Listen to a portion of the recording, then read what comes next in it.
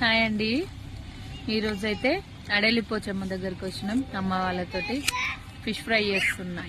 Fish fry ఇంకా ఉన్నాయి చేసేది.